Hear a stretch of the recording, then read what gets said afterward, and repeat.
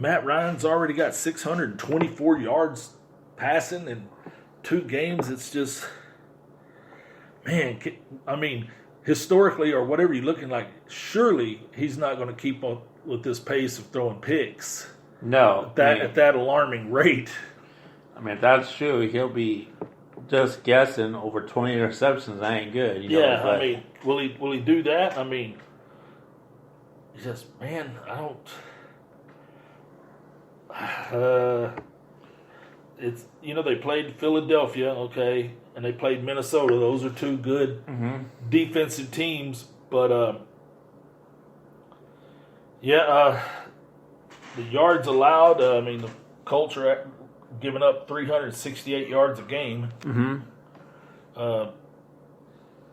Versus 287. So it looks like the playing the 2 teams they played, the Falcons, that is, they're still pretty decent defensively. They're both allowing about 18 for the Falcons, 21 for the or that's what they're scoring, 18 and 21, and they're giving up 24 and 23 respectively. So I think I'm going to stick to it. I'm going to go with the Atlanta Falcons on this one. It's maybe against my better judgment, but I'm going to go with them.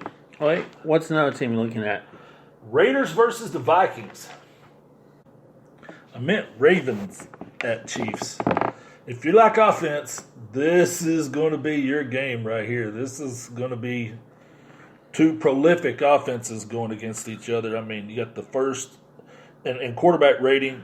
You got Lamar Jackson, the Heisman Trophy winner, quarterback rating of 145.2. And then you got Patrick Mahomes in 3rd place.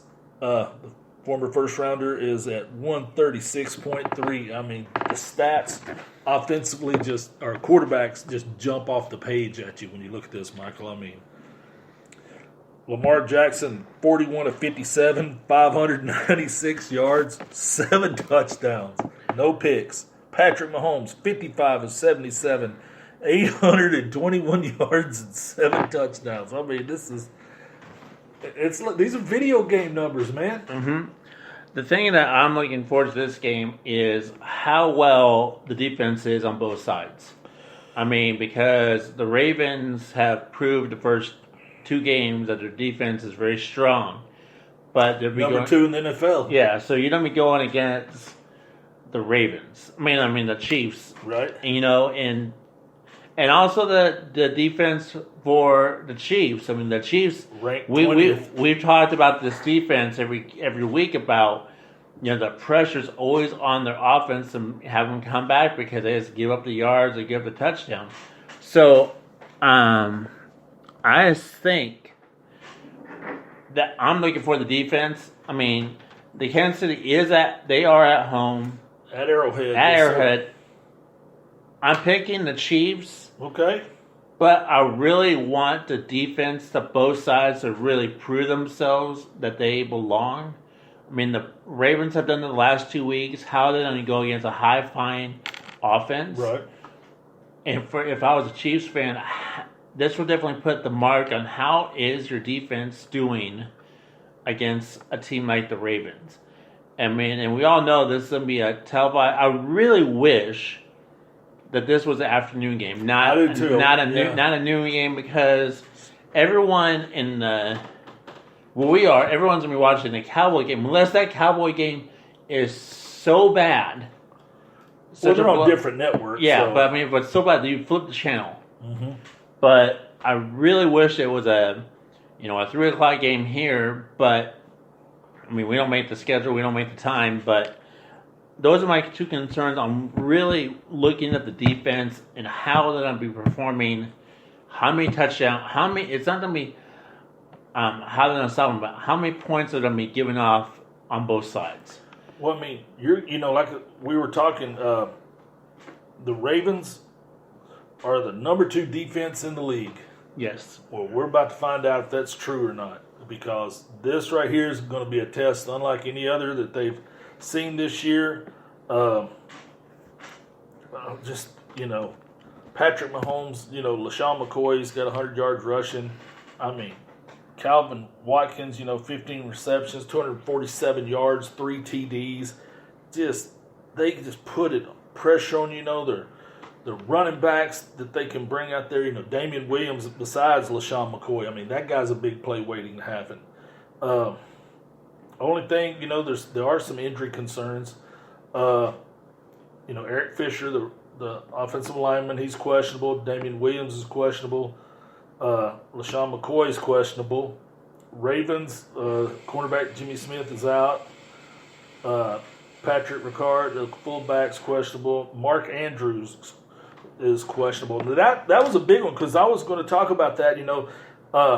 Mark Ingram with his 27 carries, 154 yards, 2 TDs, and Marquise Brown. I mean, look what this kid's doing: 12 catches, 233 yards, 2 touchdowns for the former Sooner. And I was going to bring up Mark Andrews, who's such a weapon, man.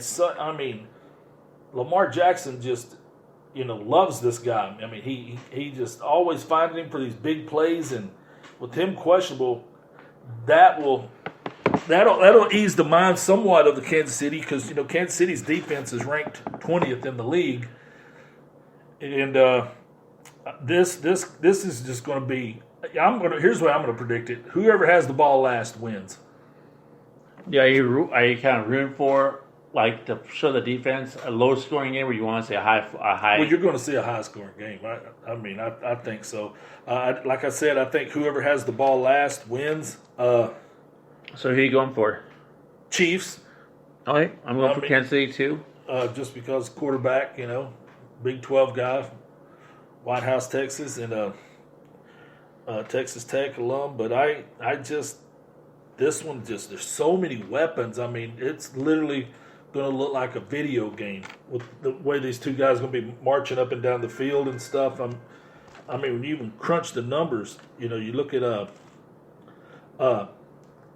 like the yards allowed and points scored. Like Baltimore, even though they had that fluke game when they killed Miami by 50, they're still averaging 41 points a game.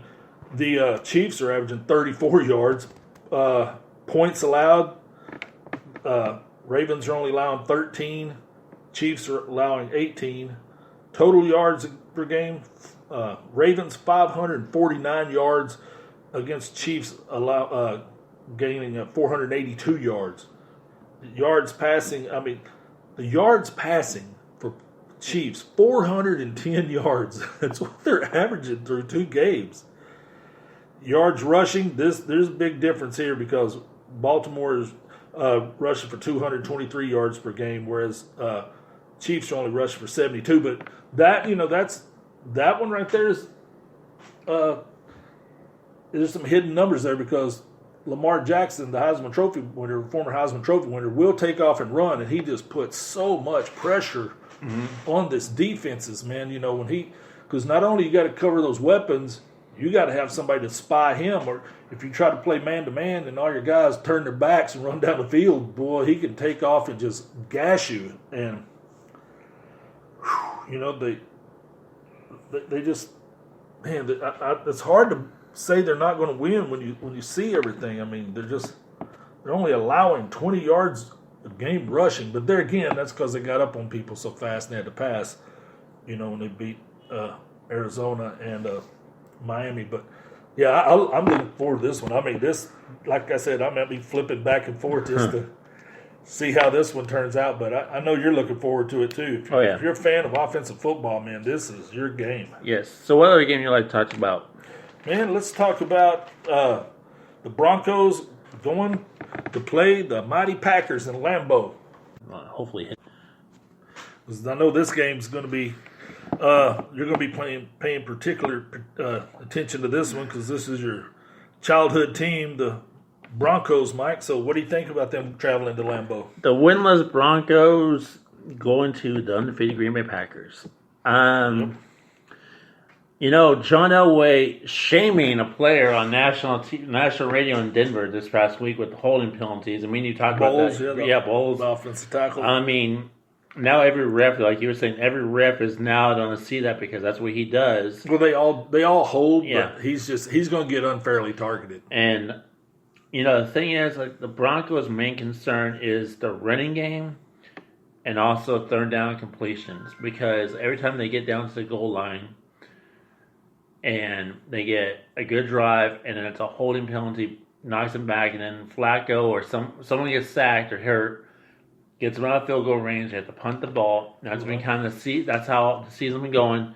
I mean, last week they got a pass interference call during the Chicago game and got Chicago into the field goal range, and they actually made a field goal and made them win. Hey, that's new for them. But see, I'm going for Green Bay. Green Bay really hasn't put up the points, but they won barely against the.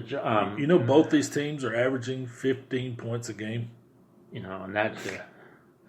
I don't think this game will actually be televised in my area, so I'm kind of like grateful that I'm seeing this because I'll definitely be screaming my head off on this game. But I'm really hoping the defense will step it up for Denver. Von Miller, Chubb's standing up. I really hope Flacco kind of, through 3 weeks as a quarterback for Denver, kind of, does better. But what can you say about Aaron Rodgers? Aaron Rodgers. A run. Yeah, he is Aaron Rodgers, and they are 2-0 for that reason. Right. And so I'm actually picking Green Bay in this game. Yeah, Green Bay's picked by 7.5 points. You look at the Broncos; they're 16th in the league offensively, and they're ranked 11th defensively. Here's something shocking: Packers got the 29th rated offense. Like, wow. And Green Bay's defense is ranked 13th. This is by total yards. You look at the numbers. The Broncos are allowing 20 points a game. Green Bay's only allowing 9 total yards. The Broncos actually are average about 70 more yards than them. 280 yards passing to 206.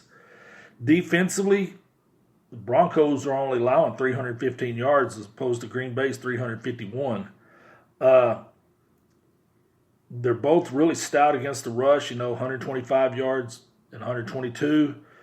But Green Bay's actually given up 229 yards passing, and the Broncos are only allowing 189 yards. I would like to say, okay, this is where Green Bay finally loses. But Green Bay has some, they have some questionable guys, as far as being injured. Jimmy Graham's questionable, Lane Taylor's questionable, Jamal Williams is questionable, Jake Kummerow, their wide receiver, is questionable, Warren Burks is questionable. The Broncos, Juwan James, their offensive tackle, of course, as everybody knows, he's out. Bryce Callahan, the cornerback, is questionable. The fullback, Andy Jonovich, is out. Joe Jones, the linebacker, is out. And Cortland Sutton is questionable.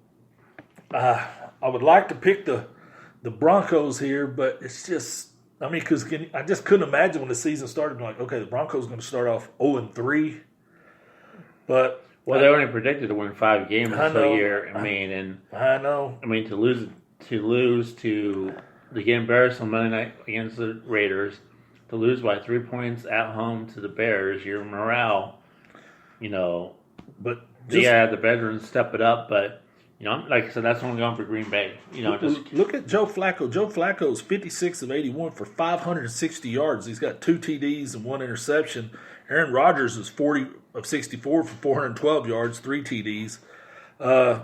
Royce Freeman, the leading rusher for the Broncos, 21 carries for the Oregon Star for 110 yards, and Aaron Jones for the Packers, 36, 155. Emmanuel Sanders is still getting it done, 16 catches, 184 yards, 2 TDs. And the Packers, Devontae Adams has got 11 catches for 142 yards. Those are their leading stat guys at the positions. But, man, you going to pick them, Mike? You're going to say I'm going to pick the Packers. The Broncos go 0-3. Okay.